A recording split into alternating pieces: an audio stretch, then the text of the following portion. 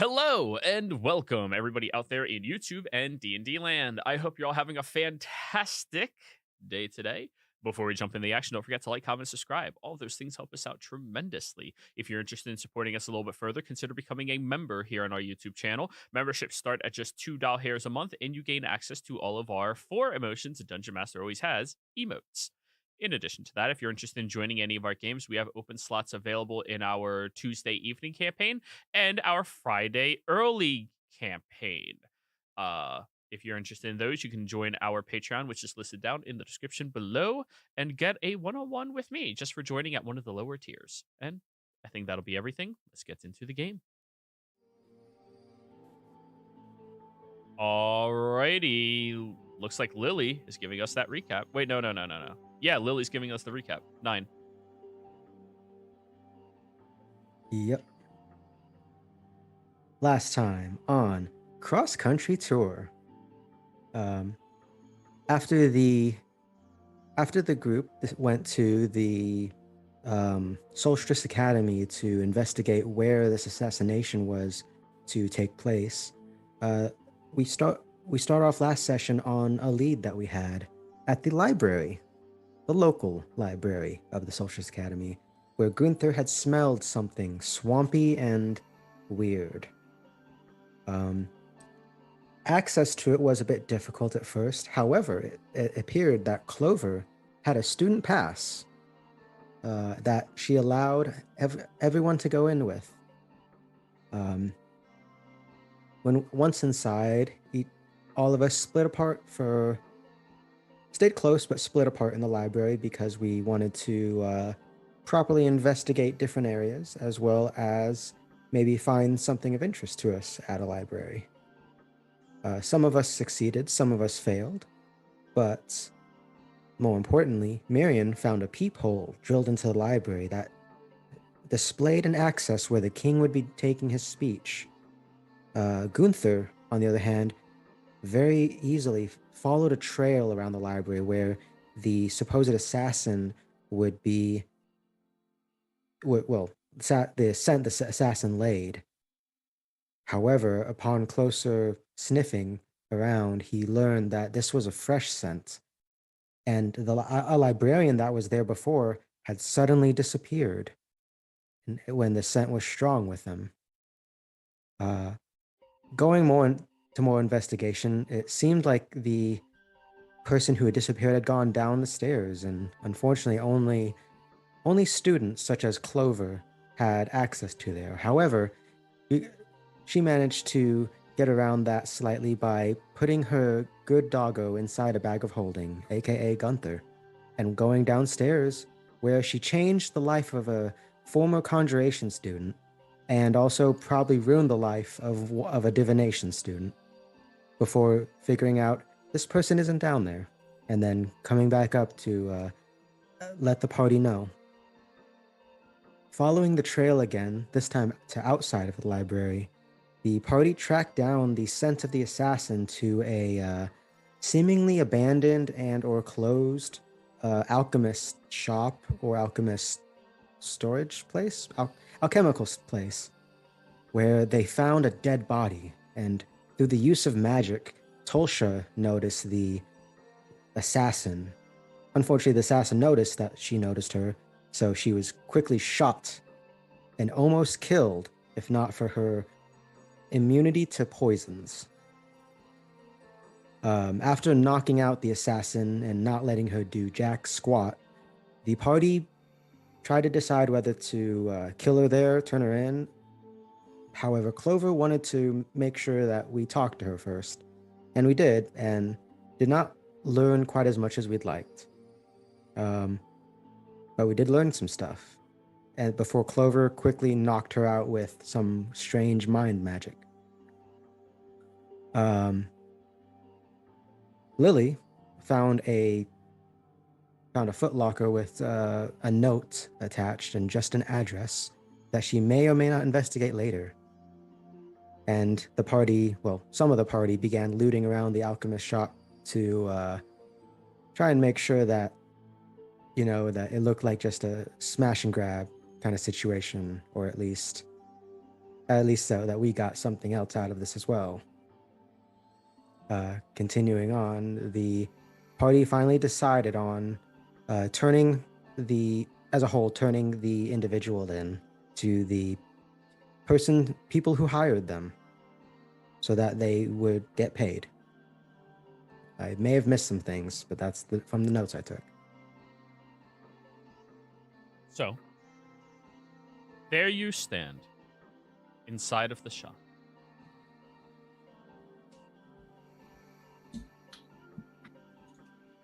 The body is lying on the floor. They're still alive, but unconscious. What would you like to do, everybody? Yes. Well,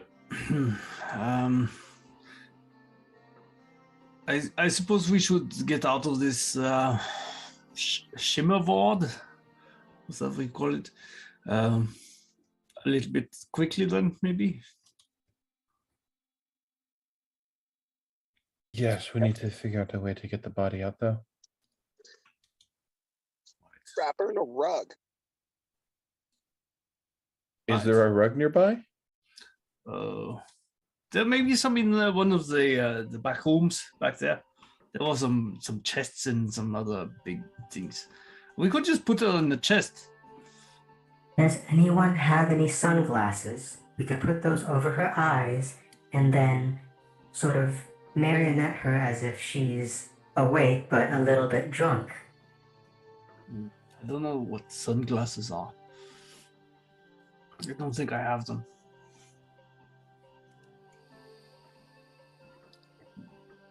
Come on, let me open up my sheet.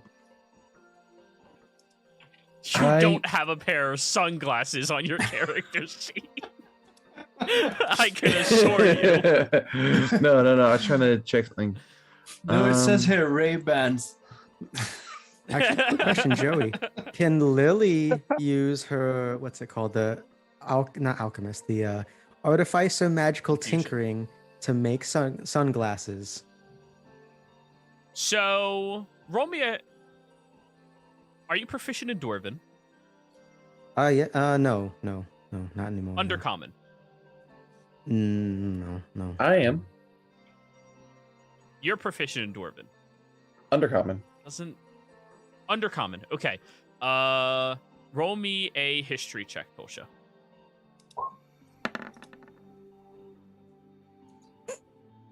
Yeah, no. Hold on. The D4. Yeah. I'm gonna go into one of the back rooms and grab one of those large chests. This one or something. Just Yeah, that one. yeah.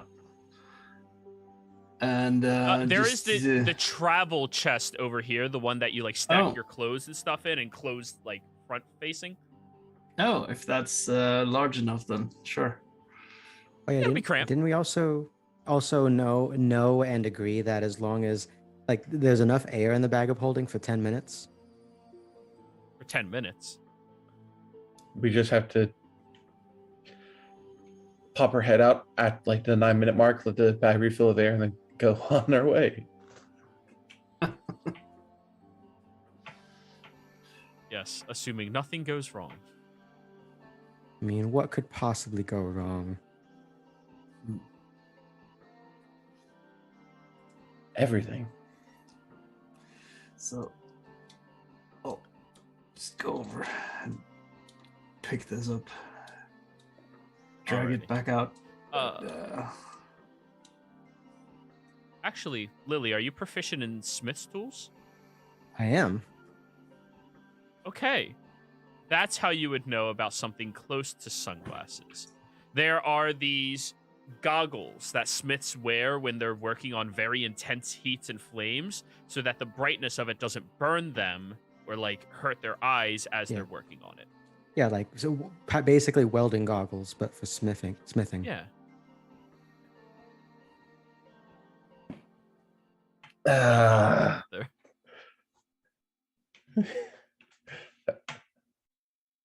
You're right. So, you drag the chest out here. Gunther, give me a survival check to put her in there. Okay. Let me just find my sheet here. Okay, she's still tied up and stuff, right? Yeah. Okay. Lily's gonna redo the finger locking thing just in case, because I know she escaped from that one. Put the finger trap back on. 8. Three. You manage to like stuff the body into the housing compartment and close it shut and force the latch shut, and everybody looks over as Gunther is very proud, but like 4 of the fingers are sitting between the seams outside of the chest. Okay. Gunther, the fingers are right sticking out. What do you mean? My fingers there? No. Hers. Look at the chest. Oh. Lily has a solution as she pulls out a dagger. And no. Let's. We just stuff them in. Here, let me. And I just start pushing her fingers back into the chest. Can I attempt to salvage this with a survival check? Yes, you can. Yes, you can. No, look. You you open fold the her. chest and just flip her hand over her shoulder and shut it that way. Oh, well, that works as well. Can I also have a sample of her blood, by the way? Sure. There's plenty of it. Excellent.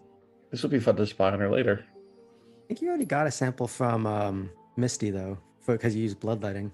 Yeah, that's just a quick bit for the spell. I need a bit more for an actual. And it consumes that ability. It does not consume. That's blood. I didn't write in that it consumes. Bloodletting's supposed to consume the blood when you use it.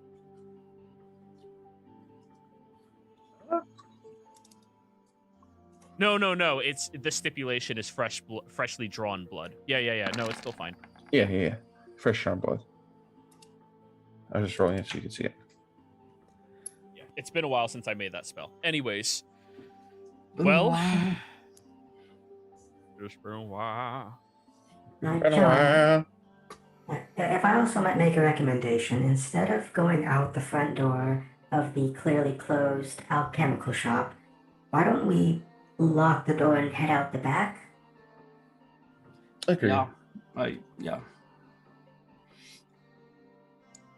So, do we have everything that was interesting here?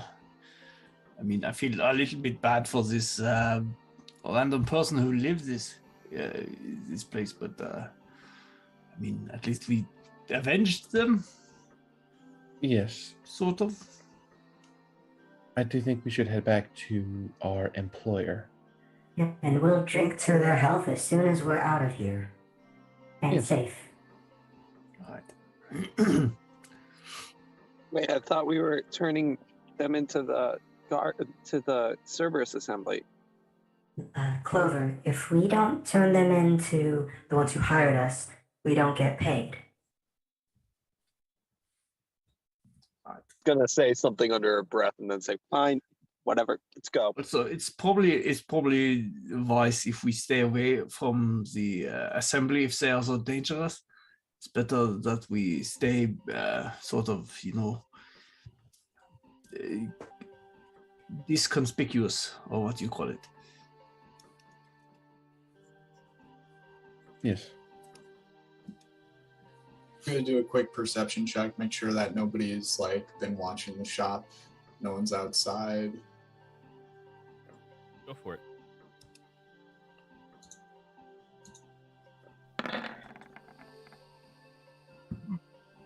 $21. You originally saw a couple of people took note of you all hanging out front for a very short period of time, but those were just passerbys. They didn't seem to actually pay that close of attention. Right now there's nobody else lingering, but the front of the streets, now that it's about mid-morning, high foot traffic is happening, so leaving through the front door, you would be seen by a lot of people just walking down the street. Ooh, I have an idea. And you have to help me put the trunk on my back. But you're strong, you can fix it. And poof, I turn into a donkey. Wait, does the trunk merge with the donkey? I think technically No. the trunk. Because there's I a wasn't- person in there, so no. Yeah, Okay. that would have Alright. been really. Yeah. Well, no, because I probably would have. I just imagine like the trunk could probably mix in, but not the person. So it'd be just Yeah, like a But person on a I donkey. wasn't holding her or the bag when I was turning, so Yeah, yeah. yeah. So now you have Okay. an ass in front of all of you. Yeah. Oh. So, Okay, okay, so- so you have to put her on the back and tie her up. Oh. I mean, it's a good idea, but maybe next time you should turn into a donkey after we're out of the shop. I can fuck after this backed off. I mean, not such a big ass.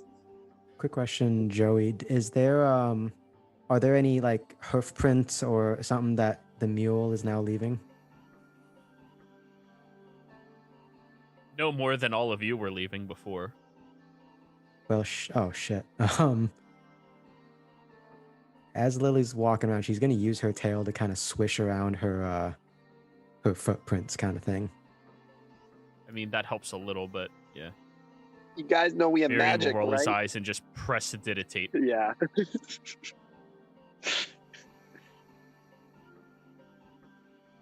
That's what it looks like, by the way, prestidigitate. You just do spirit fingers, put down. I thought it was always finger guns. No, finger guns is message. Okay, fair. And Marion will also pipe up. If necessary, I also can turn her into an animal, a small animal that we can more easily carry.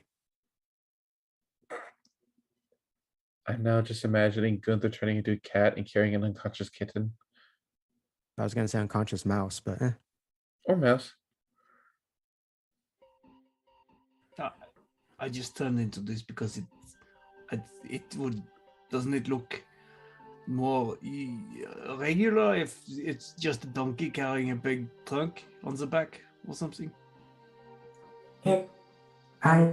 Let's worry about that after we get out of the Shima ward. There's already some foot traffic. We should go.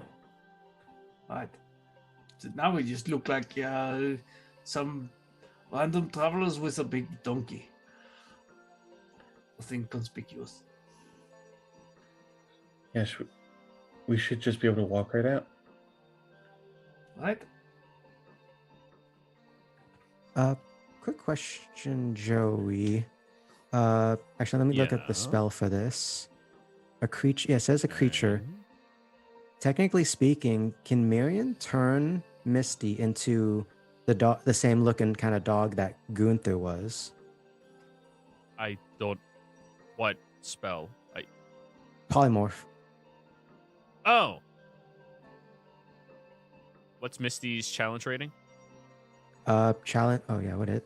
She doesn't have. She's I guess it's whatever my level is because she kind of. No, It's artificer level, more or less. No, it isn't. Misty is considered a what? It has a specific name what they are. She is a medium construct, but when I was looking at the polymorph spell, it said a creature. No, just there's a specific name for her type of construct that you have to choose from, and that is what you get.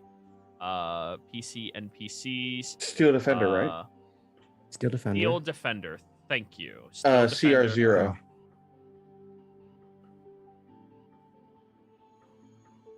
I mean, Really? it's Steel Defender levels up with. Well, it gets more powerful with my artificer levels. Question then is she considered a creature or an object? She's a creature technically, because Constructs are creatures, not objects. So I would say half your level is what it counts as. Half your level. okay, yeah, because Actually, 1/4. I'll go off the same system for Beastmasters. 1/4. well, because I don't think that's the issue. Because the only thing I'm asking if it's possible if Miriam can turn Misty into the same kind of dog that Gunther was, so it doesn't look like, oh, we suddenly have this mule and our dog has disappeared. Well, it's fine to do that. It's just I don't want to set the precedence of you can polymorph your steel defender into a fucking T-Rex. I didn't think about that, but I love the idea now. Just mecha T-Rex. Anyways. Yes. I guess it could be polymorphed into a Mastiff, yes. Cool. Marion, if you would, it might seem suspicious if we don't have our lovable doggo with us. And with that, Miriam will polymorph Misty into basically what Gunther was, a dog, the same kind and look. He's a very cute dog. It's the cutest dog I've ever seen. Now, Misty, stay close to Gunther, and let's all get the hell out of here.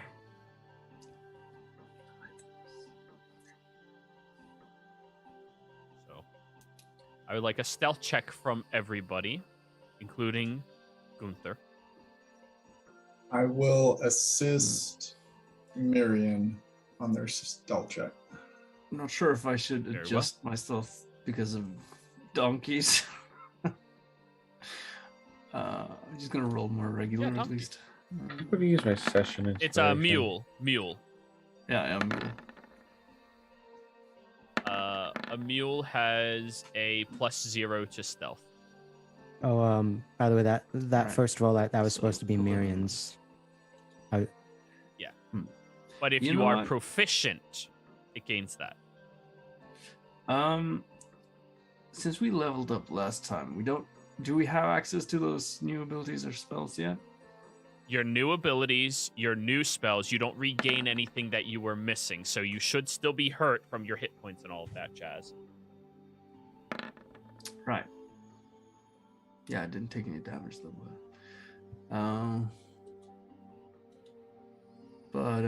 Yeah. So I still have needed a long rest to get the new spells then prepared? No, you have basically. your new spells. You have your new spells. Okay. Those ones you Oh, have well. access to, and the spell slots. It's just you don't regain everything that you were previously missing from being used today. Right. Okay. Well, then I'm gonna. Well, I can't do it now. Fuck it. We'll All do right. it like Well, yeah.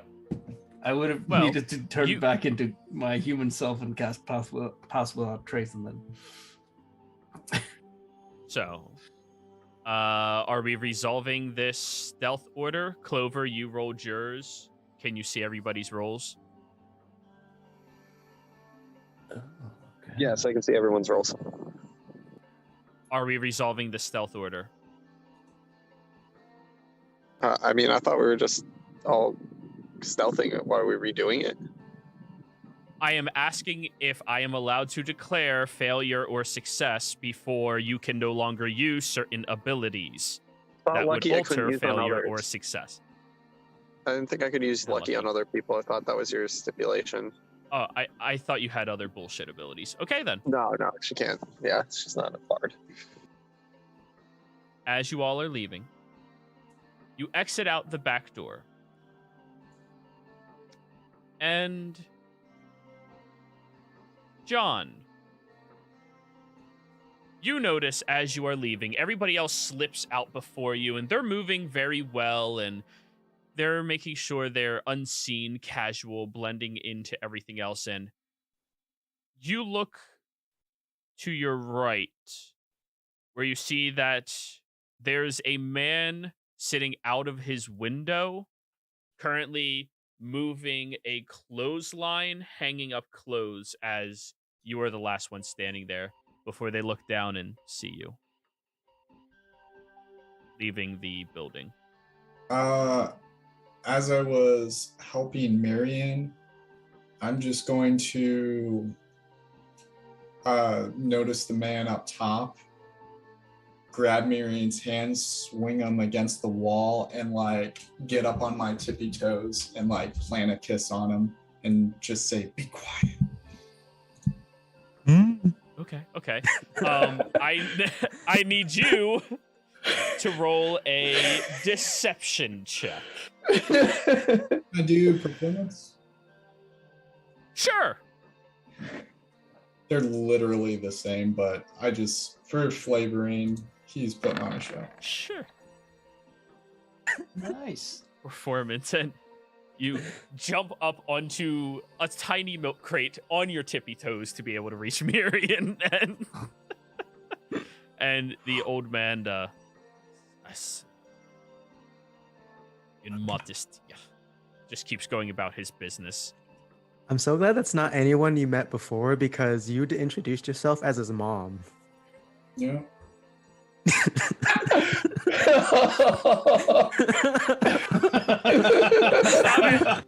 it! We're done. Oh, I'm a different type of mommy. sorry. I'm sorry. Hey, good that You managed to your bad bluff. joke. You managed to bluff your way out of the situation, you believe, before the old man finishes hanging his clothes and going back inside. Now, everybody, as you're walking back, what path would you like to take outside of the Shimmer Ward? You all, if you can see this marker right here, Academy Grounds is up here. You all are currently right here in the Academy Grounds. We'll definitely avoid that one. Stay away from the candle, so we're not going around to the right. Why don't we just go straight to the nearest exit for the Shimmer Ward and then make our way? Yeah, let's just go out the main gate. It's easy to leave. They said it was hard to get in. Yes. The main gate is not that terribly far away from you, a mile and a half away. I was thinking we go around like on this path. So we're not against the castle walls. Just don't want her waking up. Like, we should probably take the most direct path. Right. Clover, you seem to know the city well. Why don't you just lead us out? What? I've never been here before. Oh, okay. Clover's gonna just walk towards the main gate. Alrighty. Then you all begin walking out, and that was 4,000 feet. Feet to miles. Wait, so 3/4 of a mile. It's just like a few minutes.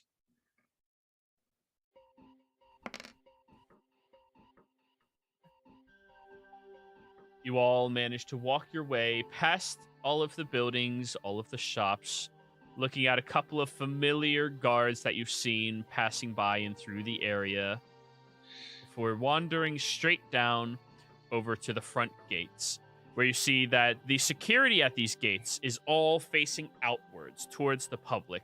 Only a couple of individuals seem to be trying to scoot past and inside of the Shimmer Ward, and one of them is currently heading inside, leading a horse and handing over all of his paperwork to the front guards. As he looks over at all of you, you see long white hair on this fairly young, maybe like late 20s, early 30s looking man, who just looks curiously and takes note of all of you before you wander past the front gates and leave.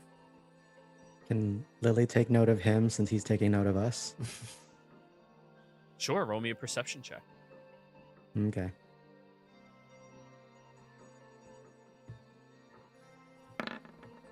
Hey. Roll me a history check. Ah.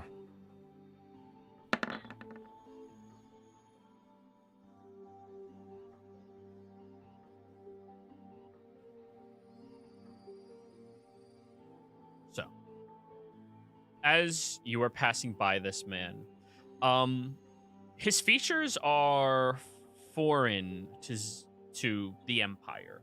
White hair is something that is only really seen in portions of Tal'Dorei or portions of that other continent. I always forget its name. Exandria, but usually among the noble class of those of those locations. You pass by and see no symbols of note on him, no signet rings or anything of display like that, but as you look over at his hand in notes, you do take note of his name.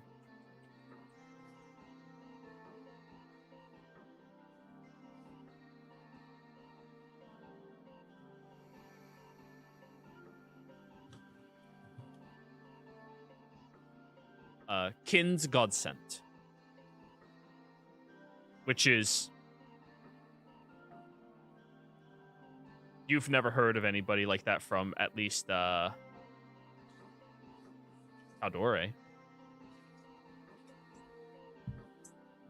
But the individual just like looks at your unique group, thanks to 3 of you, and just takes note, that's all.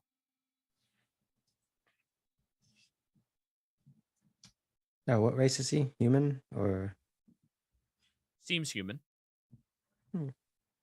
Lily, as she's, looking over and stuff, she'll just add a wink and then, continue.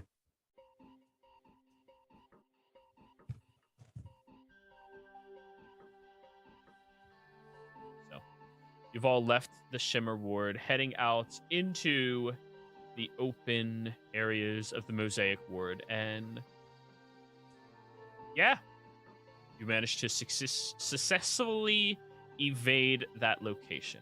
Now, the entrance that you know of to get to the captain's quarters is over here inside of this building, if you remember, which you just happened to pop out right in front of. Oh, wow. Yeah, looks like we're heading in there.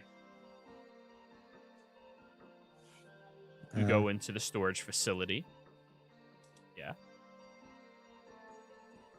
Then I'll turn into human again. I am making sure before we enter it that no one's been following us. Roll me another perception check.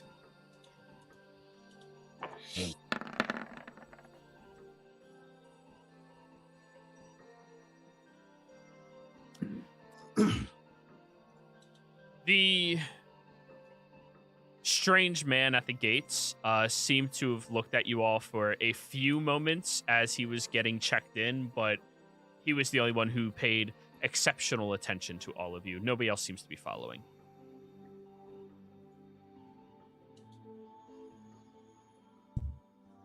So, you head over inside of the large storage facility that they have here, and as you enter into the front gates, you notice a couple of the guards that you passed through just yesterday and nod at them. Once you're inside and the doors are shut, Gunther, turn back into yourself, and the chest falls off your back just onto the ground.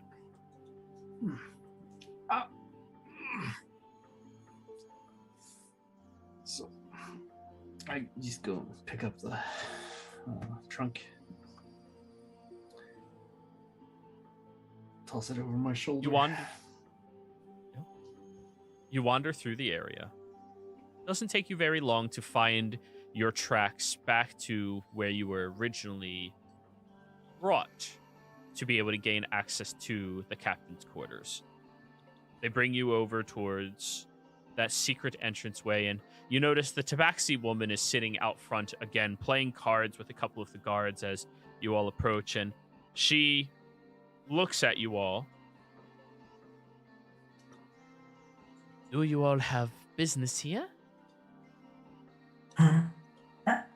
About one of the previous jobs we have, we bring a package of sorts. Ah, yes, my bagels. Very good. Come on inside. We'll toast it up.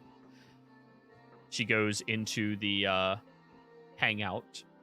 You all walk inside and go through the same tedious process of entering down underneath this facility and over towards the front gates, where she rasps on the doors and you see the very annoyed orc standing there. He just opens the door this time, no longer fighting with anything. And give him she a- goes to... I'll give him a little snack. The Gunther's Cruncher.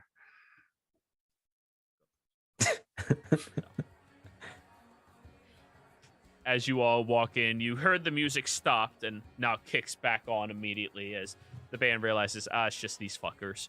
And they go back to enjoying themselves, drinking. She goes over towards one of the tables, uses her tail to swipe a cask of ale and just starts feeding it to herself. You know where he is. Go ahead.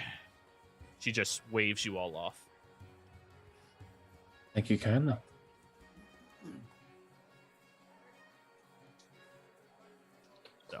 You head over behind the tapestry, down the hallway, over towards his personal room, and when you get there, the door is already open, and there's a couple of individuals sitting by the table talking with him. As he is standing at the table, just looking down at it, he seems to be idly chewing on his thumbnail, kind of like one of those passive things people just do to stimulate their senses or mind.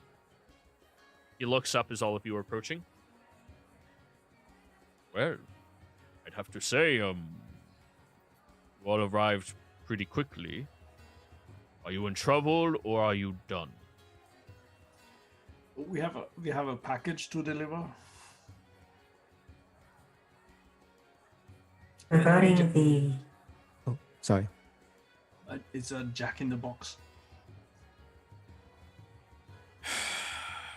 He gestures for you to approach, and the two men back up and look over at him, and he gives them a nod of, you guys can relax a little.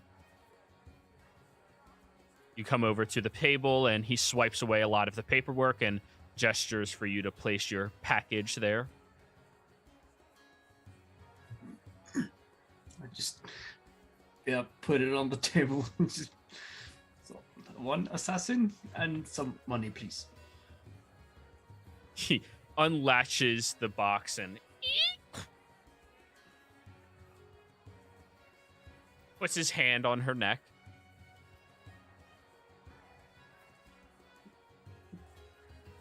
I have to say, all of you are efficient, to say the least.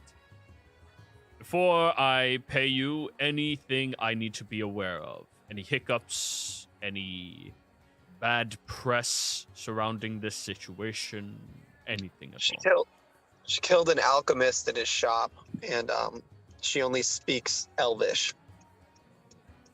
There's also a high probability she is Fae, so be careful when killing her.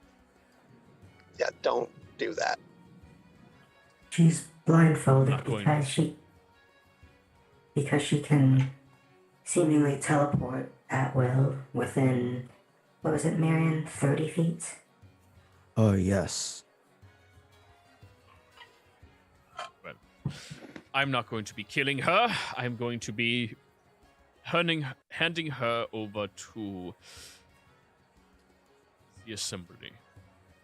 Thank you, though.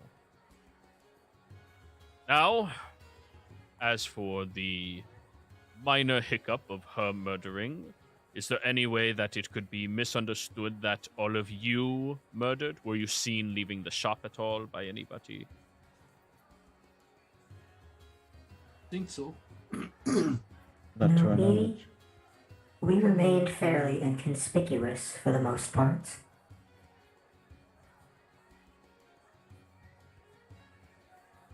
Well then, easy enough. He goes over to the back table and pulls out a drawer on it and lifts out a chest. Would you like your payment in gold, platinum, or in silver? I'll take mine in platinum, but do we get a bonus for turning her in, since you said it was usually just a killer and we'd get something special if we turned her in? No. Oh. Well, Can I actually ask for a favor then? You can pay me for a favor. Everything Oh. we do is transactional. I will pay you for your job done, and then you will pay me for a favor. That is how we've been functioning up until now. So, platinum it is. He hands over a sack to you, Clover, since you've been talking, and he kind of like forcibly drops it into your palm. Remember, this is a business, not a friendship. Oh, okay. I need to buy here. I'm gonna evenly distribute the platinum right now as she's saying that. That is 800 platinum pieces that you all received. Total. Holy shit. 800, that's 8,000, correct? Gold Yeah. pieces? Don't mark it as gold, mark it as platinum. You have platinum pieces. It matters for weight Right. and So- other things you do. 800 There could be a divided- point in time where you guys are like, we need to craft a platinum blade. How much platinum do we have? You don't convert gold. So that's like 133.33 repeating in platinum? Oh, 800 divided by 6. Yeah. That's 133. Whatever that comes out to. Yeah. Whatever the remainder is, put it in party loot like we always do. It's just the easiest way to do it. Yeah. Now, as for any of your favors, I believe you still have one more job you have to do before we can discuss that. Well, a job is happening in 2 days, I believe, but there's a party that's about to happen tomorrow after King's the King's speech, the Emperor's speech, and I have to go to it. It's Gul'dan, I believe his name was Matthias Gul'dan. Gul'dan's party? Yes, I need to be invited or have a way in. I'd recommend you all finish your other job very efficiently then. But- And getting an invite to that party shouldn't be very difficult for me to manage at all. But it's tomorrow. With the people don't even arrive at that place for another 2 days. True. This is helpful. Are you afraid of boats? Are you afraid of boats? I don't think we're just going to be able to do it within that time frame. Well, this is the situation we have. Everything we do is transactional. You all said you would take on the jobs, and afterwards, then you are allowed to ask me for my favor. Once you are sufficiently corrupted enough that I know you cannot easily betray me for having any ties to my organization. One more job is all it takes. Or you can take the money you have all made and find your own way through the city without any of our favor. No harm, no foul. I have a question because what she wants, she won't be able to get due to the time constraints. Is there a way that you could maybe make them accidentally delay the party till after we complete that second job for you? Roll me a persuasion, Lily. I'm going to use the cool little thing that Lily has to do all with advantage. Forceful Still not- presence. I'm still not what's it called? Proficient, but you know. Hey. 18. Delaying that party. I don't think I can do that. But I'll tell you what. I am very interested in working with all of you. So, we will teleport you there post haste. We will have you a boat available to row you out to where they are currently at. If you meet them halfway, you get there in no time. Maybe half a day.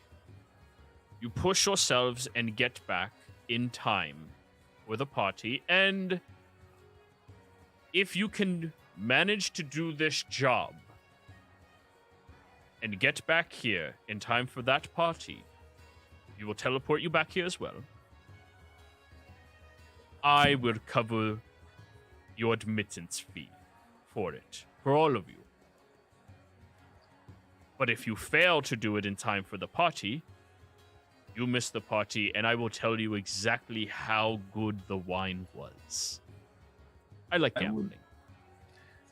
Can we just do the party first? And I want the party. But we still would need invitations to the party. But I'm fine with that deal. Think of it this way, Gunther. We get to really work for that good booze. I mean, good booze is good booze whether you work for it or not. But wouldn't it taste so much better if you know that you really earned it? No, it wouldn't taste the And same. you have the opportunity to not just gain my favor, but impress me as well. It could be very good for you. Right, okay.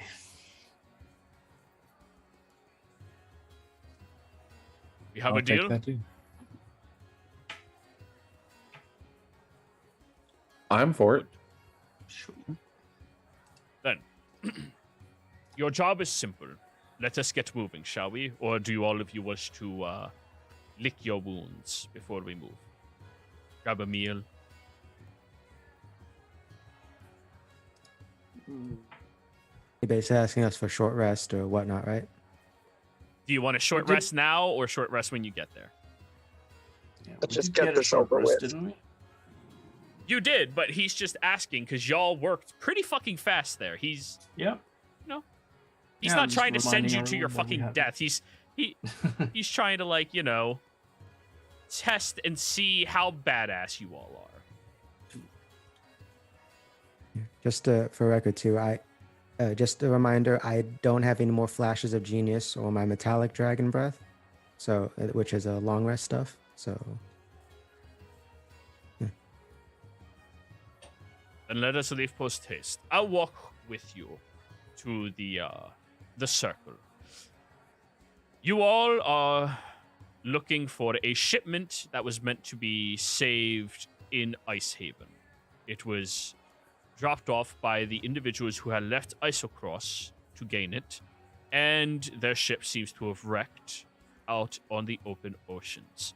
I have it on authority that one of the people on that vessel knows they have it and are coming back right now, though they have not been able to magically communicate back to Martinet Ludinus Deleth, who is the individual they all work for. Anybody from the Empire would know the Martinet Ludiston Deleth is the Archmage of Domestic Protections.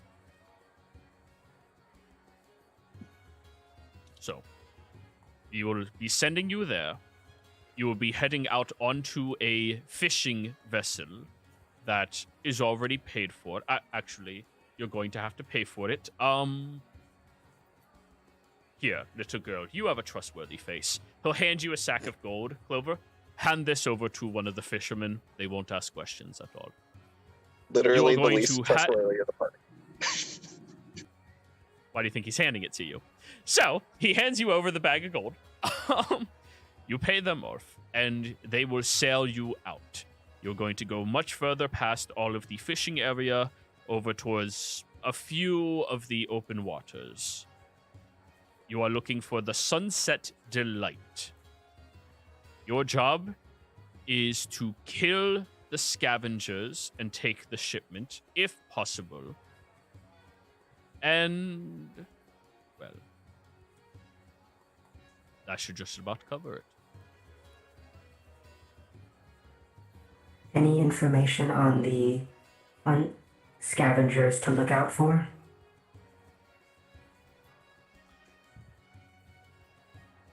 They're on a galleon vessel, the Sunset Delight. But if you're asking me to describe the capabilities of the individuals you are looking for, they have a couple of the less personal knights on this vessel. Hardy, strong individuals, trained in the arts of war and combat. They should not be pushovers, but given how much you all... Well, given the fact that you were able to take on an assassin, I have to say you probably have a better chance against them than you do the actual assassin. Aside from that, one of the individuals on the vessel is referred to as a hunter. This hunter needs to be dealt with swiftly. They are very strong, nimble. They're able to cause you to gain grievous wounds and even see through some of your weaknesses and exploit them inside of a fight. I'd say be careful of that one more than anybody else. Seeing it over there right now. Past that, one of the less personal mages is on that vessel. They are a mage. You should be concerned about them for their magical capabilities, but if you're able to gestures at Gunther, throw that at it, it should go down easy.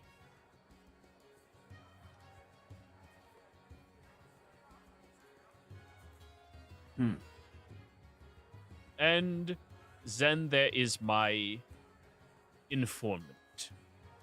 My informant is on the ship. He is protecting the parcel specifically by himself, separated from everyone else.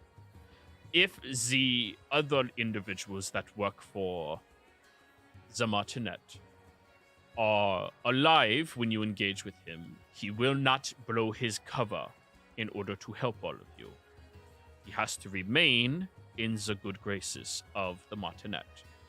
However, if everybody else goes down, you should have a easy enough time getting the package from him.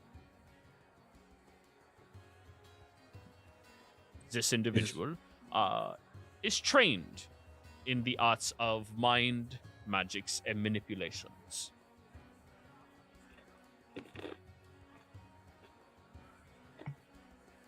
The name is Miguel. Is there a code word to let him know that we are with you? The code word is going to be the screams of all the people you kill before you come across him. Very well. He knows that I am sending a party out here to assist with this. Now, as for the sailors on the vessel, deal with them however you see fit. It does not matter to me. But the ones that work for the Martinet, they need to die.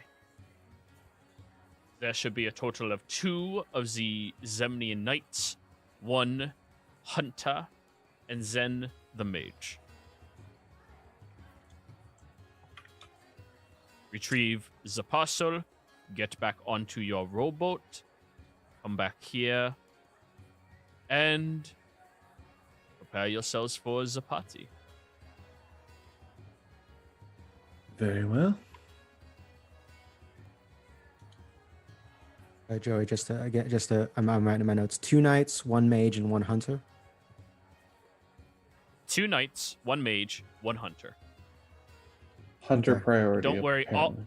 all of them are labeled as Zemnian what they are, so you know the target you're hitting, okay? The tokens are Cool. labeled Zemnian Knight, Zemnian Hunter. Just like a Assassin's Creed game, okay? Like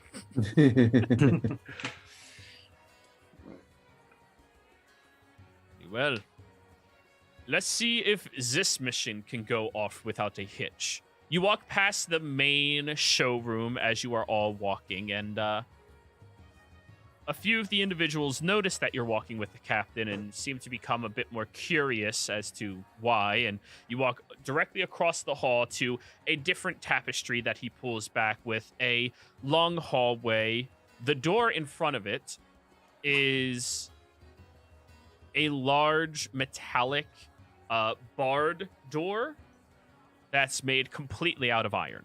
It is very sturdy, looks more like a jail cell door than a door to a hallway, and any of you that are magically inclined would understand, yeah, you could easily just bamf right past that. It's not very secure, but he unlocks it, allows all of you to pass by, and you begin moving down a hallway that has a few various sounds of work happening down it. There's individuals that seem to be working on crafting vials of different things. Tolsha would be able to discern that's poison that they are crafting. There's other individuals that seem to be working on alchemical supplies and things such as that. And there's one individual who seems to be sitting down reading books. And when you look at their walls, it is just covered on all sides with the paperwork that you just recently handed over to the captain for that fun little object that you gave him. You walk past that room, and there's one final one that has an individual sitting down right now, drinking a cup of coffee, and is throwing this soft, rubbery ball against the ceiling and catching it nonstop, looking as bored as anybody can look. Hello. The individual stands up. Fairly skinny, small, young human guy. He's wearing clothing that would associate him with the Solstice Academy, but it looks a bit ragged and dirty. And the individual stands, rolls his eyes, and gives a deep bow. Oh, Captain, my Captain. Hello, how are you? Smartass as always. Well, we have one more job for you to do, young man, and we will add that to your tally. Fine.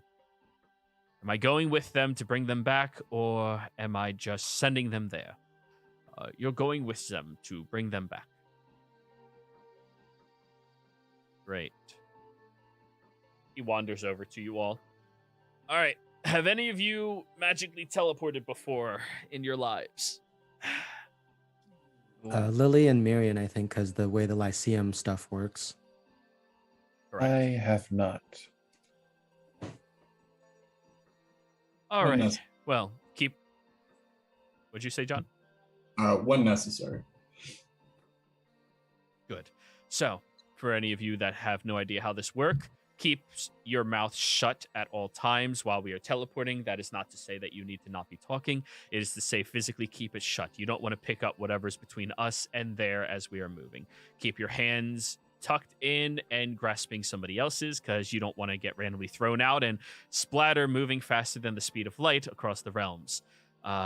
Your body will stretch all the way to Tal'Dorei if it goes poorly. And, of course, if you get dizzy along the way, hold your mouth shut and don't vomit. The speed that comes out of you could kill somebody, okay? Joey, as he was going through that explanation, Lily is standing like beside him, but behind him a bit, and doing like, the flight attendant thing where they like, do the physical movements to like this exit, that exit, similar thing. Yep. And you all should be fine. Captain, what are we up to? We are up to 7 out of 15. All right, so this will be up to 9, right? That is correct. Fucking hell. All right. All right, everybody, grab your hands together. You look down at a teleportation circle, and as Miriam is looking at it, the captain comes over to him and puts a blindfold over his eyes and ties it.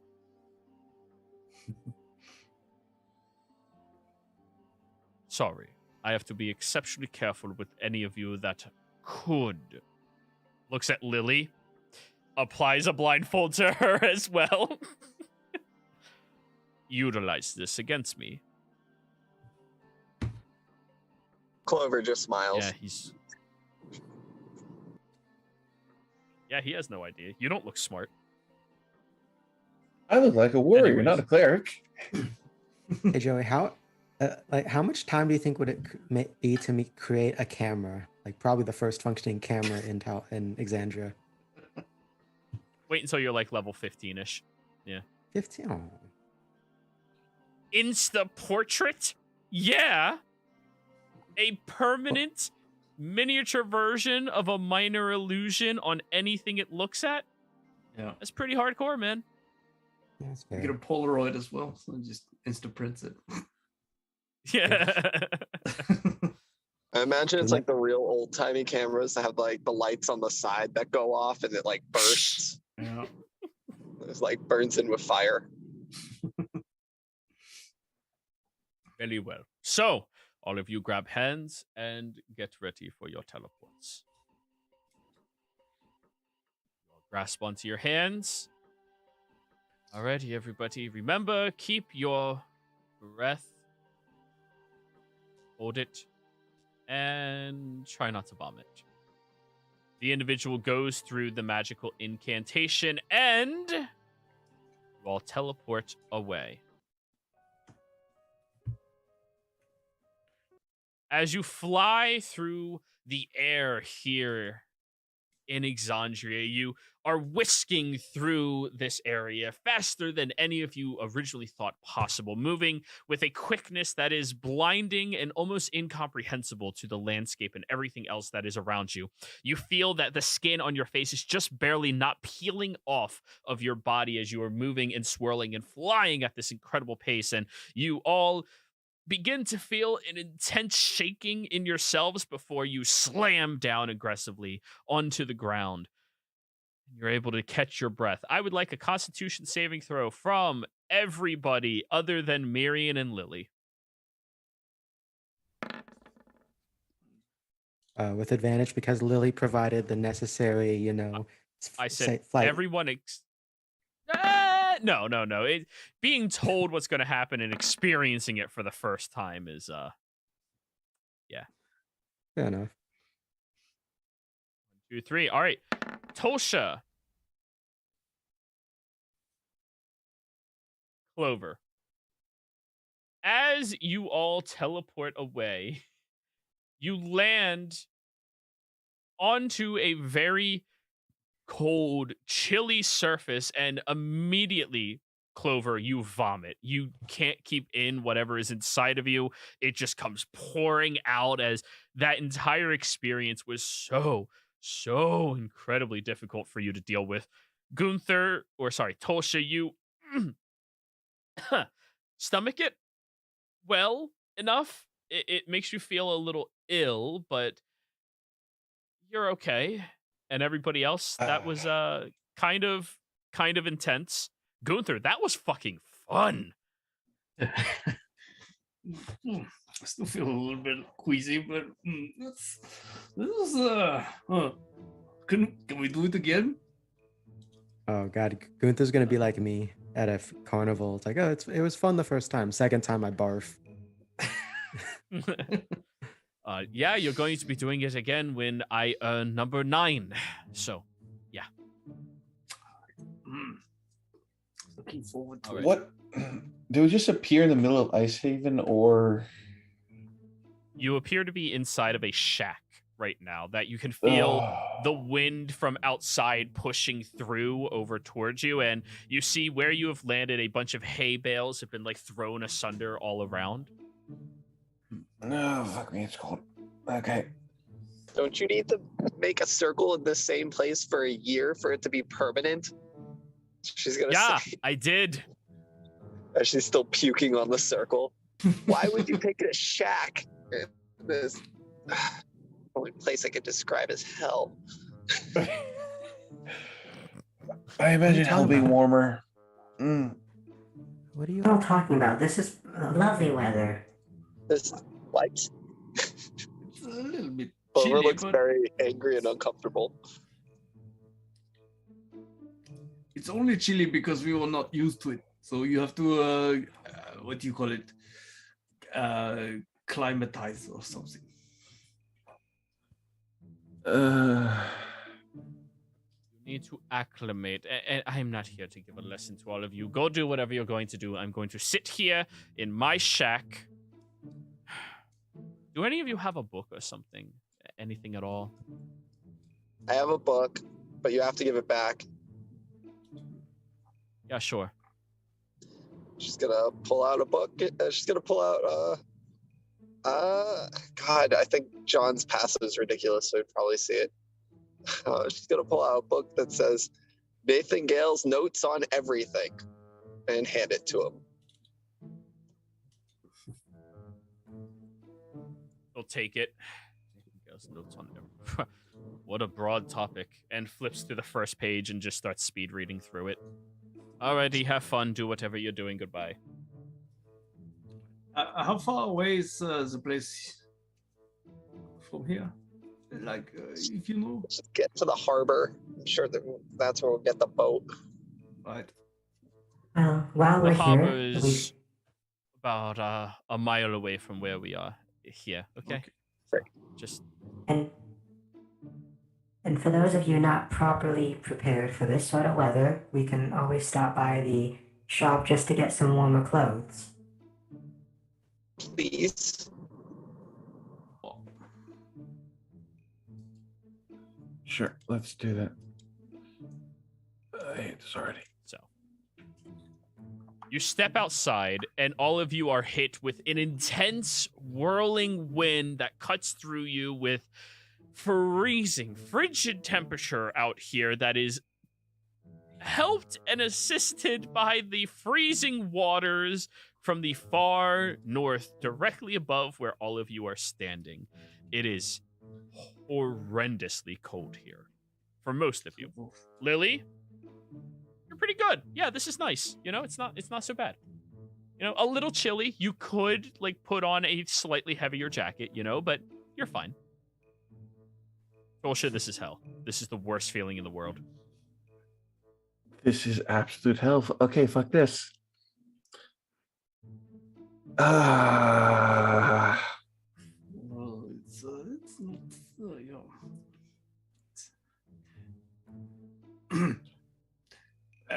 we need to keep moving fast then to keep up the body heat. You know, Yes. rub Yeah. against me. I'm not gonna lie, if you turned into something that had thick fur right now, I would stick very close to you. Well, if I want to turn into a bear, but I don't know if I can stay. Are we going on one of those rowboats? Probably yes. What time of day is You it? said a fishing boat. Those are usually fishing boats are typically keel boats out in this territory. You need something that's long and narrow that can get through a lot of the icy terrain.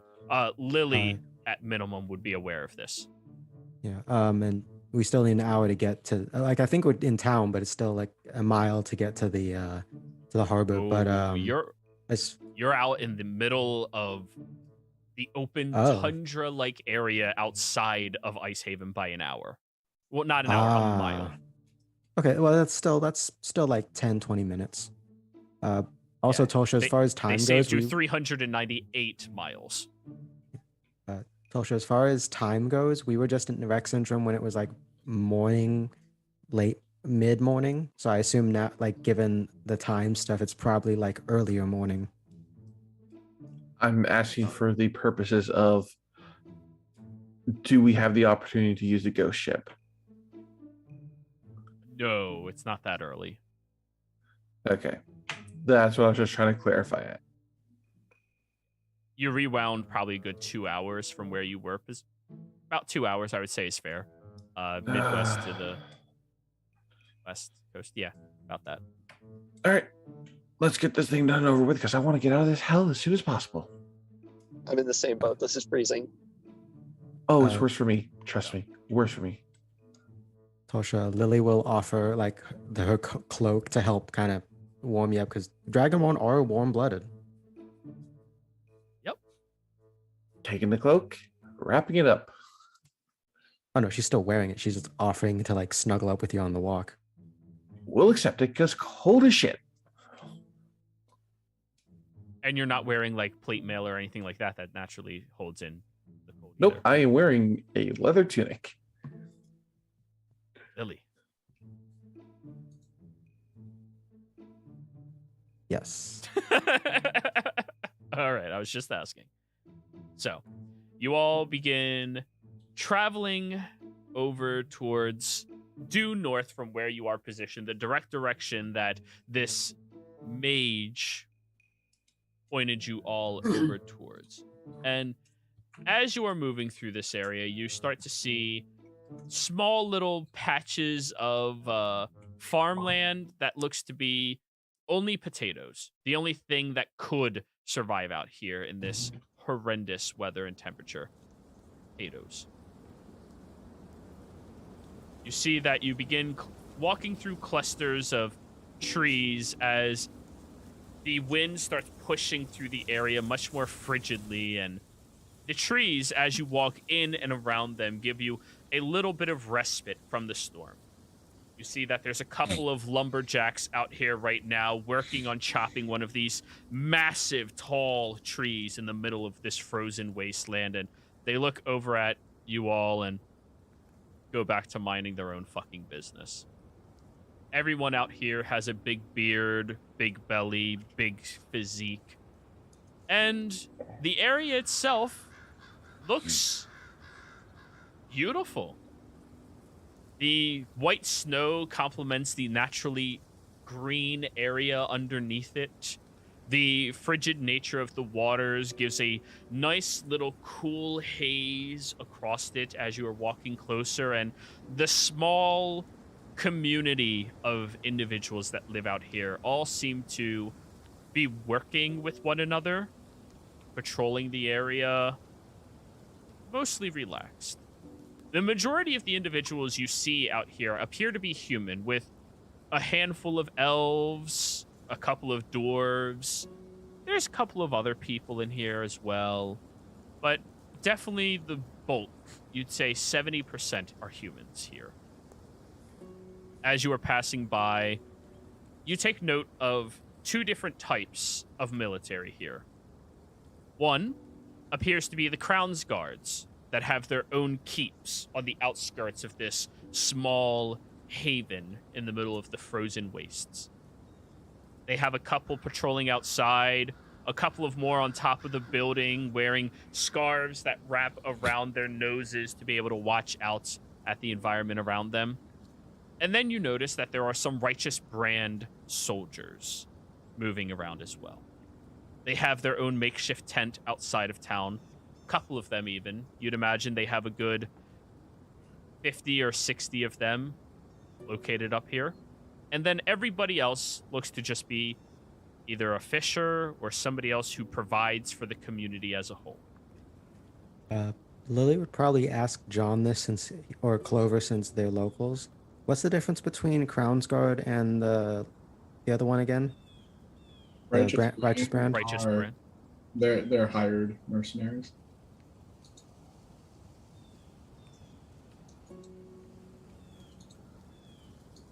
Okay.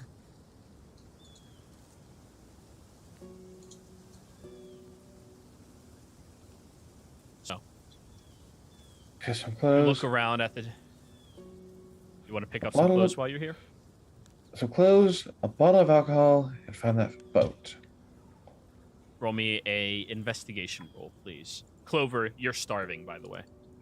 Yeah, Clover needs food and warm clothes. Oh, can Lily assist with Tulsa since she's snuggling up? Absolutely. Go for it. Clover, survival check to smell food. Can you roll for me? Because I'm driving right now. Oh, yeah. I have your character sheet up. Survival. Oh, I was incorrect. Righteous Brand, that is like the formal military of the Empire, but they do hire, like they'll conscript people from time to time. So it can sometimes be the full military, sometimes they'll hire people on, but it's basically the Empire's like military branch. The Royal Guard are like directly under the king. Okay, so that's the Crown's Guard are the elite ones. The Righteous Brand are the more widespread Yep, version. And the ones out here definitely look to be the hired variety of the Righteous Brand. Only a couple of them look to be standing soldiers. the higher ups in command of the position. Now, Clover, you rolled a 7.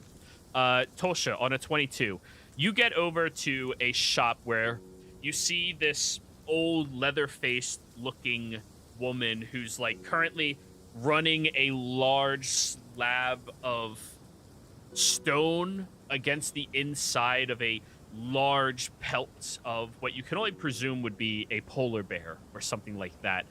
And you see they have a lot of these pelts hanging up around them. As you walk over, they look over at you and continue scraping against the leathers. What do you want? You got any warm clothing for sale? Sale? I don't want any money. That just goes to taxes if that's going to happen. What else you got?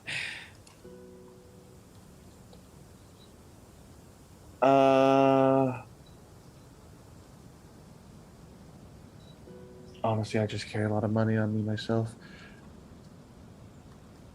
I can offer. You want a cruncher? I got these dung beetle shells. Do you know where food is? And I need clothes too. It's freezing here. You can get food from a couple of people down that way. Just walk and you'll see it. You're trying to smell for food, but the more you try sniffing, the colder your nose gets. You're like, ha. Keep going. Dung beetle thank you. shells. Yeah, they're worth a lot What's a for cruncher? alchemy. I don't give a fuck about that. What's a cruncher?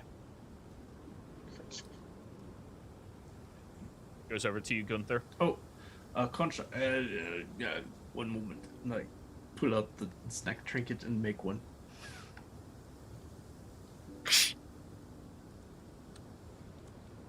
That won't warm my belly. Or my shoulders. No, but it tastes very good. Yeah. Tastes good. If you have salt, I'll trade you for some salt. I need more salt. Well, I can make one that tastes like salt. No, I need salt to work with. Quick You have question, any what's cinnabar? Cinnabar is a easily manipulated metal that's very loose in nature, that you can, after heating up to an intense temperature, mold very easily. It's useful for alchemist supplies, but also it could be utilized to be a very long-lasting heat source. It takes a fuck ton of heat to get started, but after that, it'll burn for a very long time. Like 10 GP worth of cinnabar could burn easily for a week as like the only kindling. Okay, so I was asking because I saw that in the inventory. I was like, is that like a thing for cinnamon? But No. in Cinnabar. that case, Lily will Good. pull out of the bag ahead, of Lily. holding a medical kit, as well as what else do I have here? Not the silkworms. That's the value. Med kit, crowbar, and some soap. What about the panther pelt? Actually, yeah, that's a good point. Do we still have that, or It says I it's in the party loot. I guess we didn't sell it. If it's in the party loot, it's That's- there. Yeah. Yeah, I don't need she'll the pull out soap. We make that here. yeah. How about can- a casket of ale? And I take down the casket of Yeah. ale. So you're offering right now cask of ale, crowbar. What else, Lily? I guess at this point, yeah, the giant panther pelt. Oh, giant panther pelts. Anything else? I think that should be enough for warm clothes. Probably. All right, I'm just checking. She goes over and grabs the pelt and I forget, was it treated by all of you or have you just been letting it like sit there? I think we did get it treated. Is anybody we just- proficient in leather supplies or leather workers? We got it treated in a city after we got it. Okay. Take the large panther pelt and start going through it and looks at the crowbar and puts it against her knee, trying to like see if it's really sturdy or not, and goes over to the ale and pops the cork at the top of it and works it back up. Yeah, go ahead, outfit yourselves. Each of you grab one of them. That'll be fine. Nice. Thank you. So There these is bears, polar bear. Oh, there's polar bear pelts. There are brown bear pelts. There are what is it? That lives in the woods. Bobcat pelts. They have a lot of deer hide as well, which is less furry on the outside, but still very warm and nimble. It's also easier to move around with.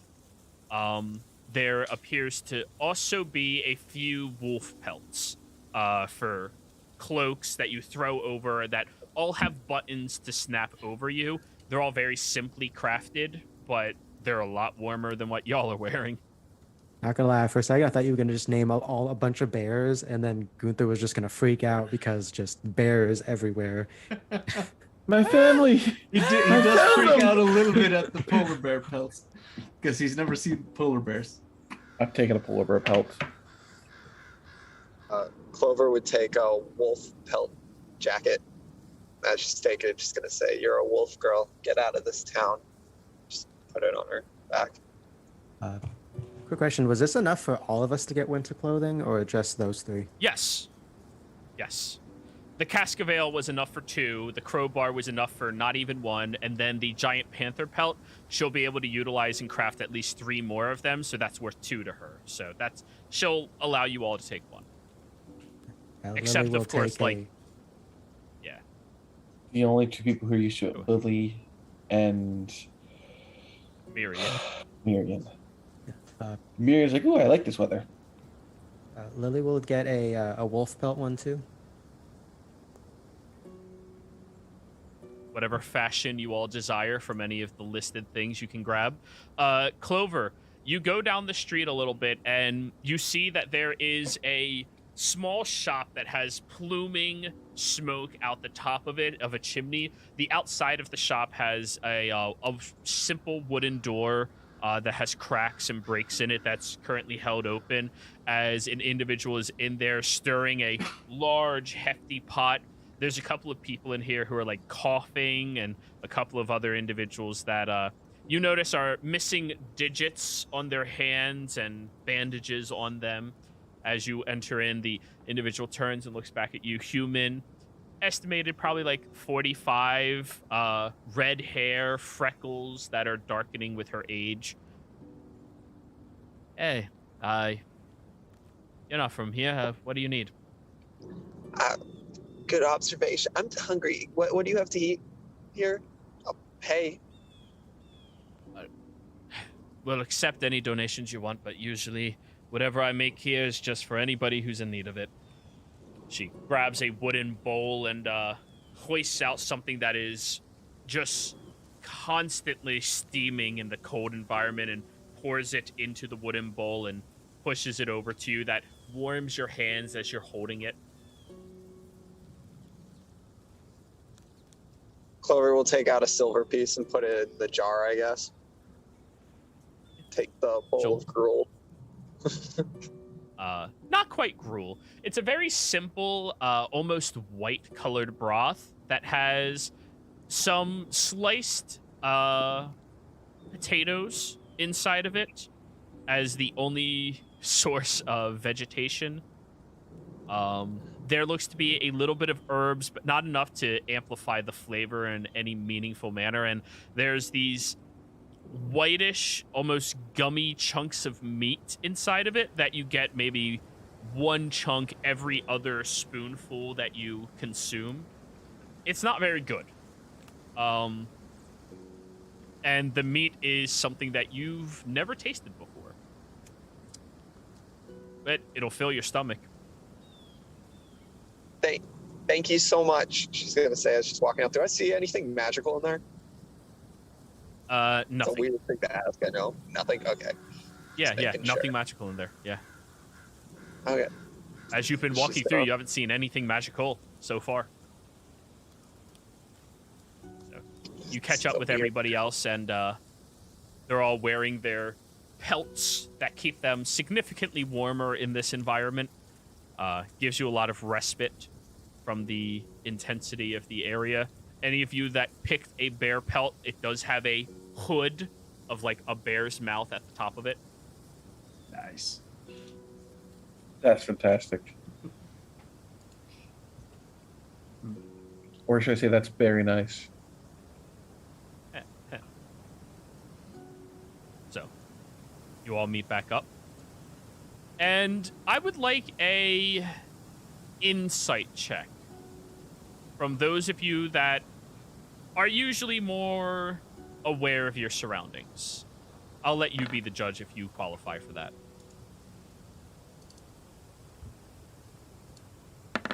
Can you roll for Clover, please? Sorry. So literally everyone. And if except anybody with Miriam. if anybody rolls with a -1 to their goddamn perception as their modifier, I'm gonna call you a liar.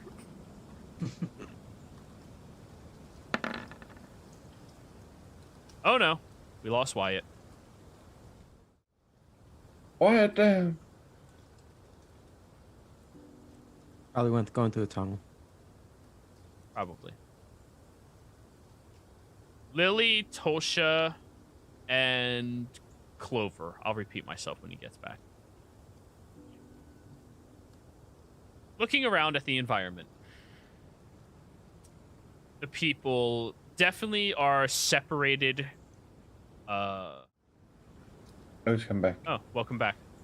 I was just saying, you, Tosha, and Lily all discern that the people have a disconnect from the righteous brand that are here, almost to the degree that the righteous brand probably is not always up here. Seems to be a more recent development.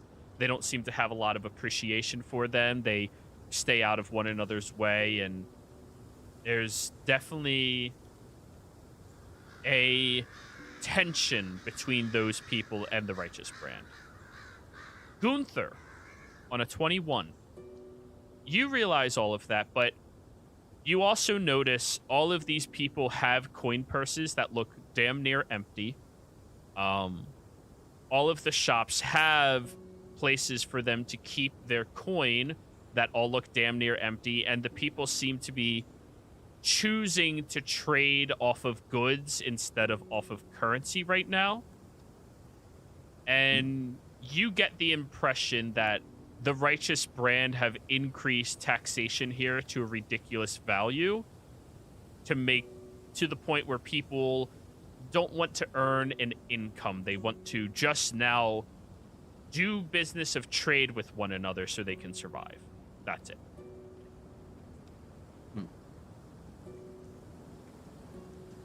There's definitely an air of poverty from the community out here in Icehaven.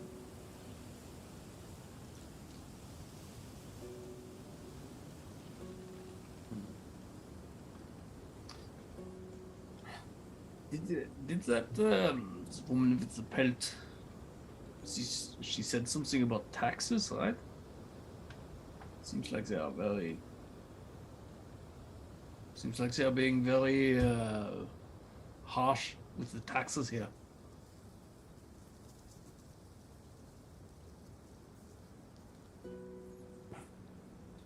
That would make sense of why she was looking for trade instead of coin. I mean, it was actually a bit refreshing. We used to only trade with barter like that where I'm from, but we started using money when the Empire came. But Yeah. Yeah, I bet with all the, corruption in the Empire, I'm sure some soldiers like to, collect some taxes of their own while someone's not keeping an eye on them. Or even then. right, well, it's very stupid, to turn the people against you in that way.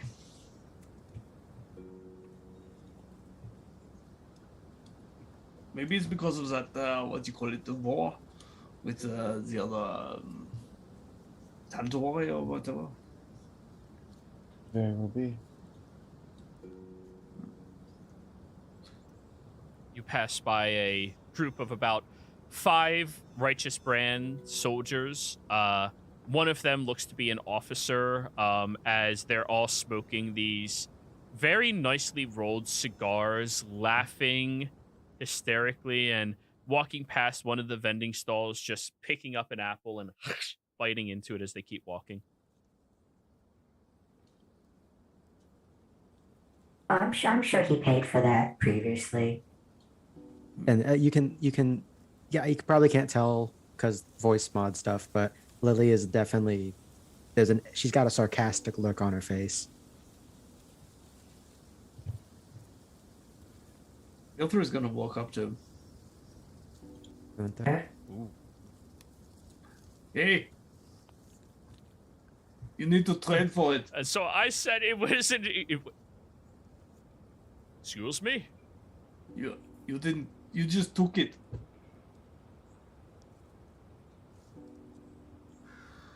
This. Yeah.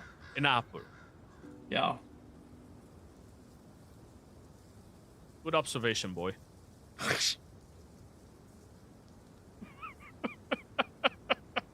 And all the other soldiers start laughing with him. So what? Who are you? Are you soldiers with the what do you call it? The brand. We are the Righteous Brand. Good observation. You don't seem so very righteous to me. I'm sorry. Is there a problem? The one takes a step forward over towards you, and the one who's been the apple guy just wait. This is...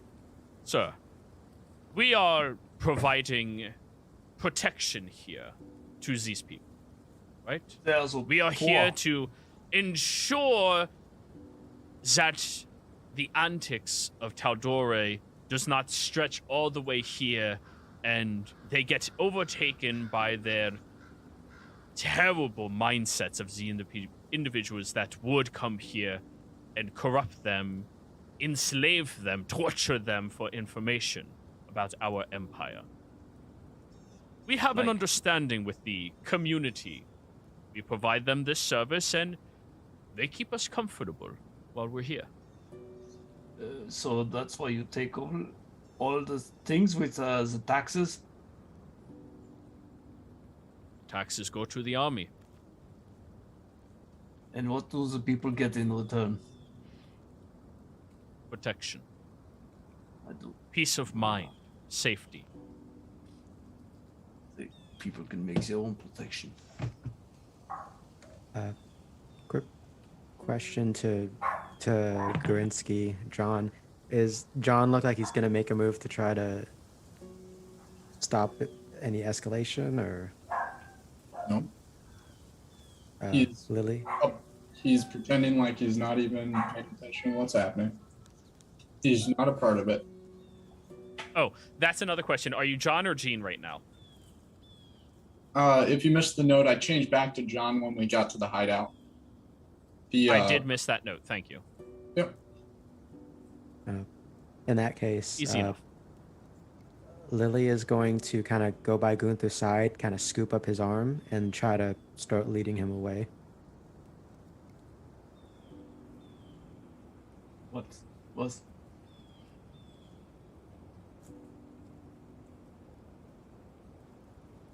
I'm not following along. Like, Pull and just- it's trying to pull an ox. Like, yeah, I'm like taking a few steps with you and like what? I just imagine Lily's trying to pull you away, but like her feet's in assume the snow or ice, and she's just walking in place.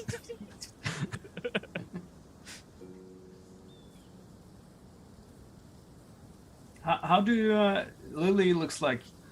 Yeah, Lily she currently looks like looks herself right now. No, right? she currently actually looks like Tolsha. Well, not okay. exactly like Tolsha, like someone who could be associated as a sibling of Tolsha. in terms of You switched as well? Okay. Yeah. I missed that one as well. Listen, young man. The individual gets closer and ashes his cigar a few times right in front of you. We understand. Most of you who live out here in the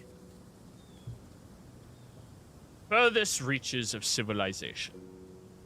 You have ways to yourselves, ways you used to do things, and some of you still try to do things that way.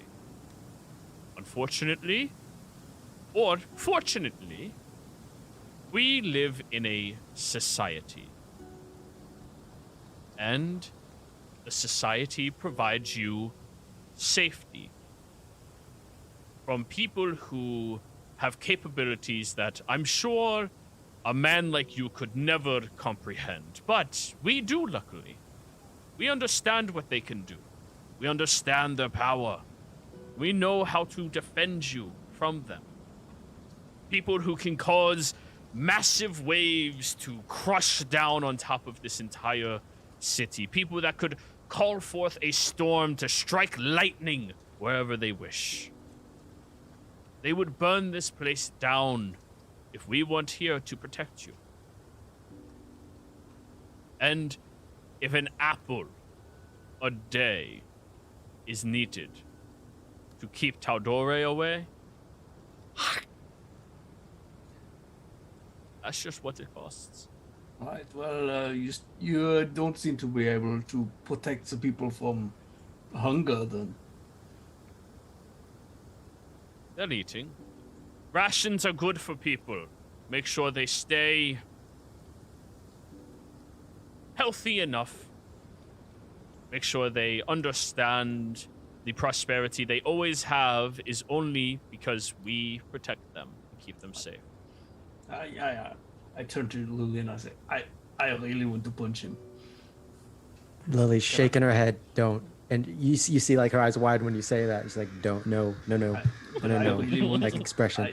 I really want to punch him. She's not speaking, but she's speaking with her face. No.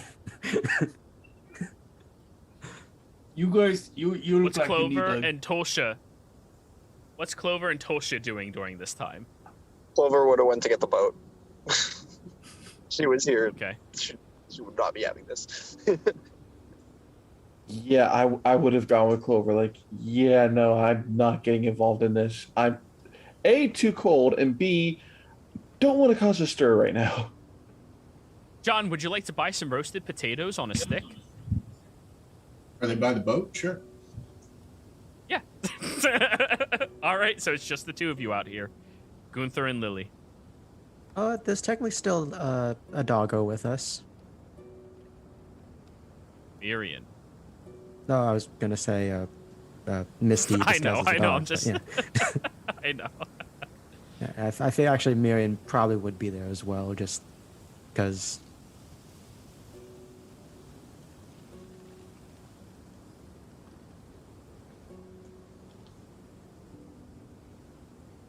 The men keep laughing to themselves and chuckling at the nature of this backwater, uncivilized man. Actually, yeah, since Miriam's there too, Miriam will approach Gunther and just kind of put his hand on the shoulder that's not getting attempted to be pulled by Lily. You don't get to roleplay as Miriam when he's not here. I'm sorry. You don't get to roleplay as him when he's not here. You can Okay, roll his fair enough. stats, you can have his presence, but you can't roleplay him. That's Fair enough. I'm going to yell out to Gunther. Gunther, buy your friends a drink when we get back, okay? Never. You're not friends of anyone, and you need a good beating. You need your moms to come and spank your asses hard, so you learn the way of the world. one of them. Maybe I'll just ask your mom. And the other guards look at the one simple guard who said that, and they take a step back from him. Yeah, at that point, Lily's just eyes widen, and she just like steps back from Gunther. You know, she would be happy to spank you, just like this. And I go over. Oh shit! Grab him. Give me an attack roll. I'm trying to grab him and like bend him over the knee or something and just start spanking him. All right. So oppose with- athletics. Oppose athletics. Yeah. All right. You the other guard's like, oh, you dug your own grave on this one, bud. It's whisper rolling. 19 though. Wait, 16. Sorry. Let me change the character sheet. It's set to always roll whisper, never always roll advantage. Good. But yeah, it was a 16 on my end. So you grab the individual and like as he's laughing, just like, hey, guys, did you and you bend him over. Just give me a couple of good swings for your attacks. Improvised weapon spanking. It's a thing. Like Yeah. Oh Jesus! 6 bludgeoning, crack like thunder. Manager uses a 10 regular misses, guard, though, 'cause- and that just kills him. No, The 10 he's misses, grappled. though, as grapple doesn't give him advantage. That's restrained. Damn. So the first one cracks like thunder across the guy's ass as he, and immediately the other guards all move in, holding their spears to like your neck, and the captain one holds out a hand crossbow to your head. You gave him what he deserves. On your 10 that just like psh, against it. That is fair. Another one, and you get put down. I don't think you could, but The man's crying right now. He's like actually crying from the wallop on his ass. That was There's just a hand. There's just a handprint embedded in his clothing now. He's Alright. gonna be walking funny for a day. I squint at the other guys and just, you better watch it yourself.